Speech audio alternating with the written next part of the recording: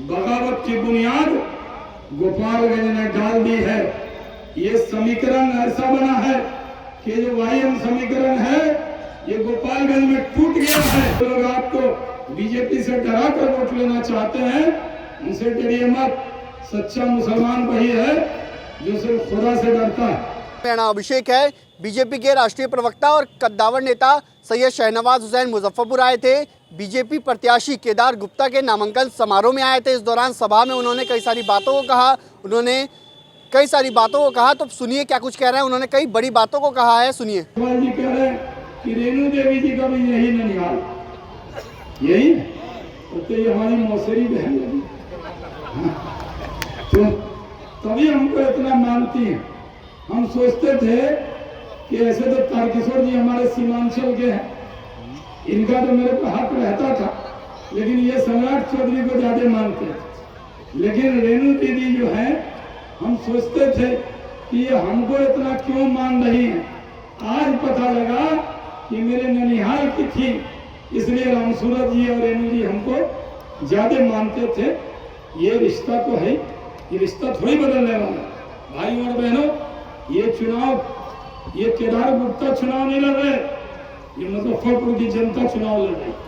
गोछा में चुनाव हुआ था, वहां कोई तब सरकार अलग थी, नाराजगी थी सरकार से और शिकार हो गई बीजेपी, क्योंकि वह सरकार अलग थी।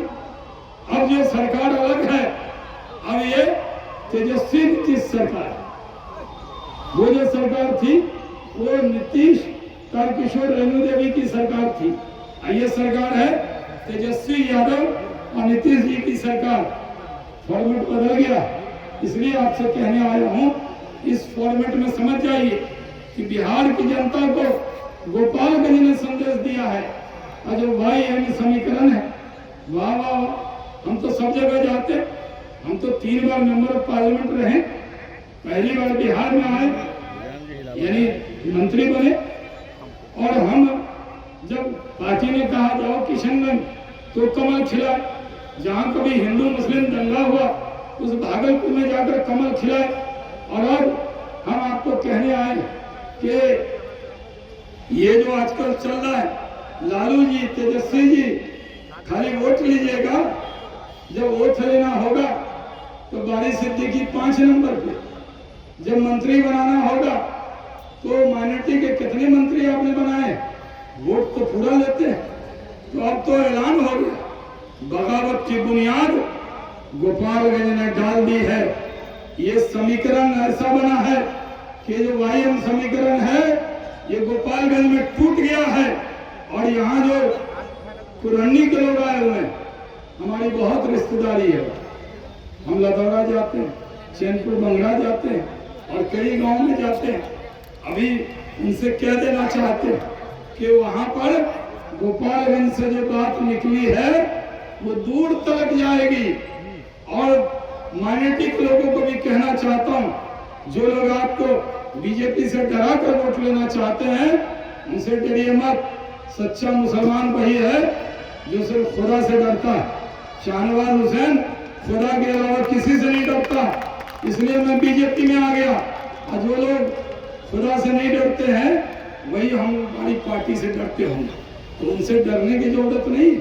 ये लोग क्या करते हैं, कुछ नहीं, हमें वोट दे दो, नहीं तो बीजेपी आएगी तुमको खा जाएगी। अरे बीजेपी खा जाती तो पहले बगल में तो मैं ही हूँ, शहनवाज हुसैन को खाती सबसे पहले।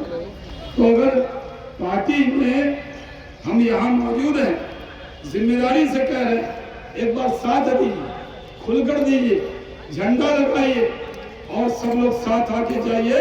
क्योंकि हमारे नेता नरेंद्र मोदी कहते हैं, सबका साथ, सबका विकास, सबका विश्वास।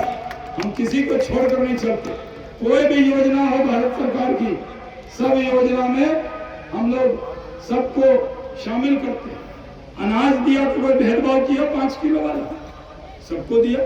कोरोना का टीका दिया, भले बोर्ड ना लगा हो, कोरोना का टीका था मोदी जी का, अब बोर्ड लगवाते थे हम लोग कोई और, लेकिन टीका तो मोदी जी का था ना। तो कोरोना में भेदभाव किया। अब 5 लाख का आयुष्मान भारत का कार्ड दिया, तो बोला कि मुसलमानों को नहीं देंगे।